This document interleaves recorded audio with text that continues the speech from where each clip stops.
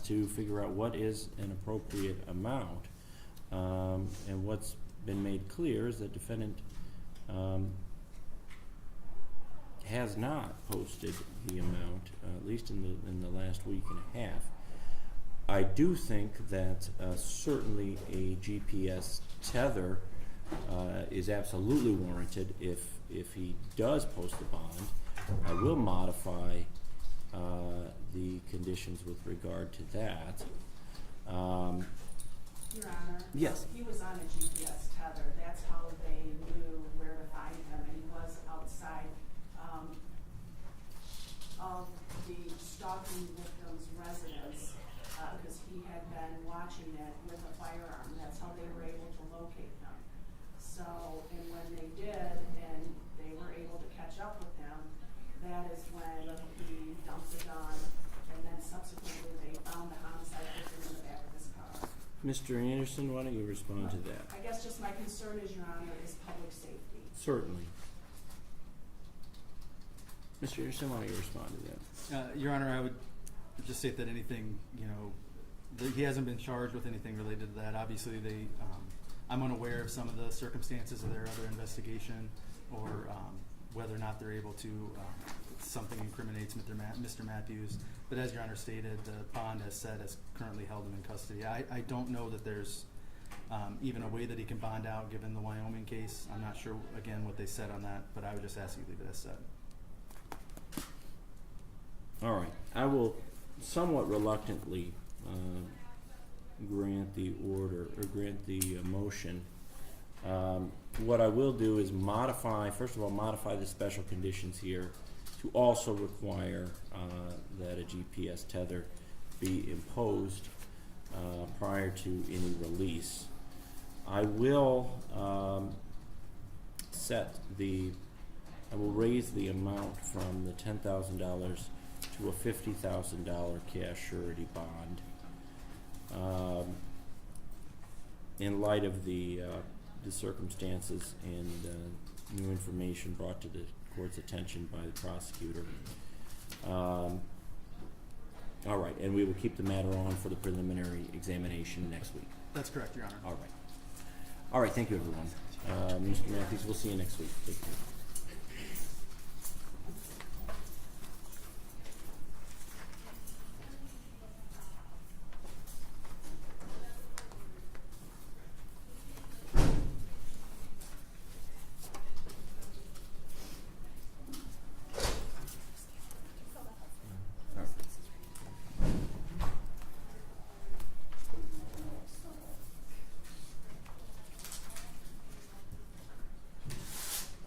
22 FT 0475, State of Michigan versus Richard Morgan.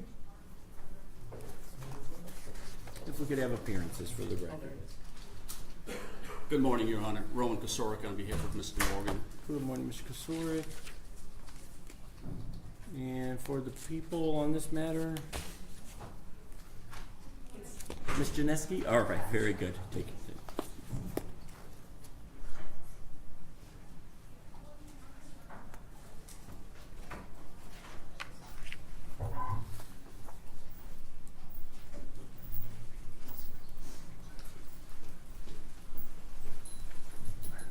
All right, and good morning to you, Mr. Morgan. How you doing? Good morning. Good. All right, where do things stand on this matter? We're set for a probable cause conference for this morning. Your Honor, I had the opportunity to discuss this matter with Mr. Morgan. This matter was actually originally set for a PCC back in April of this year, April 14th, when I was here, or I believe it was in front of another judge. Mr. Morgan was not brought over from the correctional facility. Apparently the MDOC had moved him to another location for one reason or another. This matter has been reset, I believe, 3 or 4 different times for the PCC, and here we are again for the PCC. 2 months have elapsed since the original PCC was scheduled, and Mr. Morgan therefore would like to exercise his right to ask for this court's dismissal based upon not following the statutory period. Thank you. All right, and he has been incarcerated on a completely separate matter that entire time? He was actually on a separate matter, but he was also held on bond in this matter. Okay, and the people's position? Your Honor,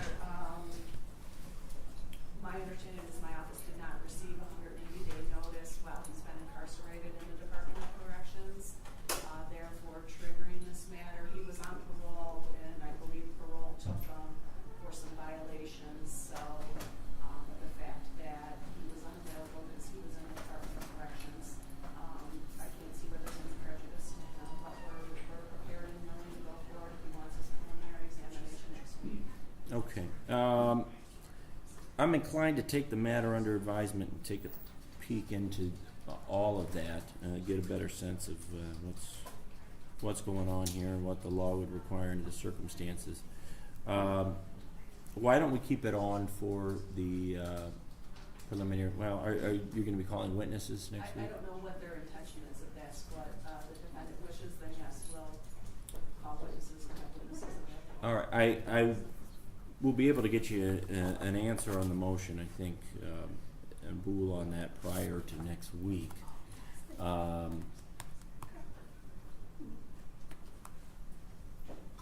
Assuming that the court denies the motion, you intend to go forward with the preliminary examination? I believe that is my client's intent at this time, Your Honor. Okay, Although it may then- change. Then why don't we tentatively plan on going forward on the preliminary examination next week? Just so, Otherwise, we could do it without. We could set it without witnesses and then schedule another one from there if necessary. that's fine. So we're gonna treat next week as a PCC? Because a continuation of the PCC. Okay. All right. Your Honor, and for the record, I know that the prosecution is making the 180-day argument. However, that's not my argument. My argument is not following the probable cause statutory time period. Thank you. Okay. All right. The court will review that and get a decision to you shortly. Your Honor, what is this current bond on this case? Looks like it's a $5,000, 10%. Thank you.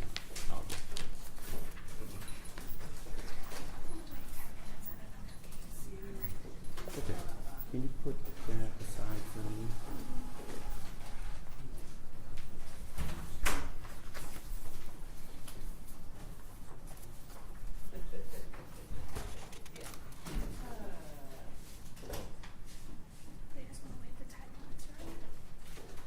All right, 22 FY 0674, State of Michigan versus Brianna Pearson.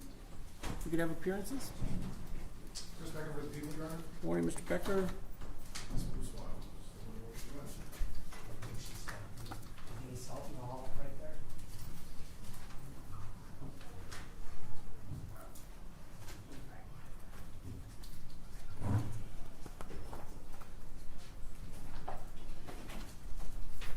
All right, Ms. Buswell, good morning to you. Good morning, Your Honor. And Ms. Pearson, good morning to you. Good morning. All right, where do things stand on this matter, Mr. Becker?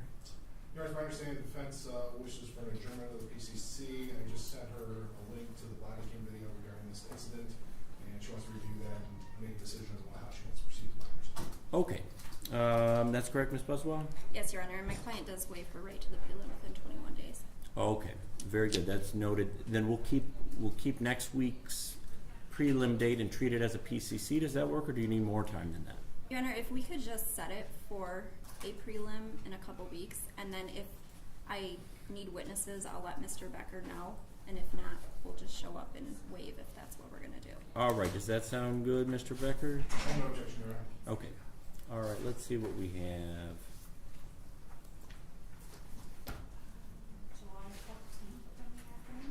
July 14th in the afternoon? Sure. And so as of now, the people aren't bringing in witnesses, and you'll let them know if that changes. That is correct. All right, very good.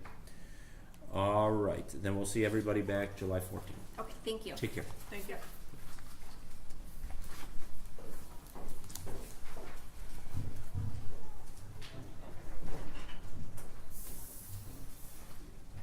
Did you do it by form then? Yes. Okay. Okay.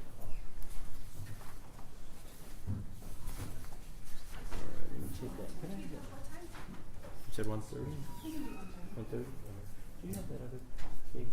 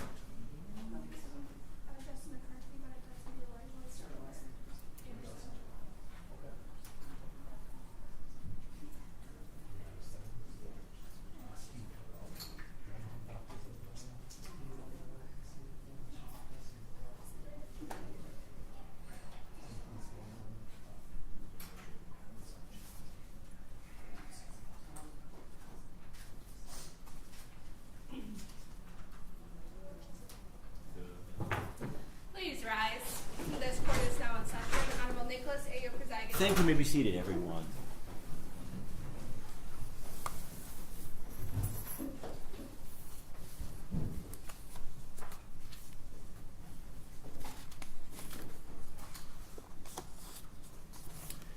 All right, 22 FY 0827, the State of Michigan versus Christopher Schurr.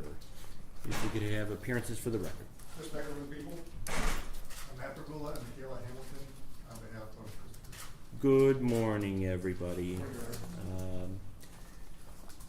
All right, for the record, the court has previously acknowledged the a substantial public interest and media attention in this matter, and in order to accommodate that, the court is using YouTube to broadcast this hearing. The YouTube is live at this point, so anyone with interest or media not able to make it inside the courtroom would be able to access that, and the court will, I'll add at this point, it doesn't appear the courtroom is completely full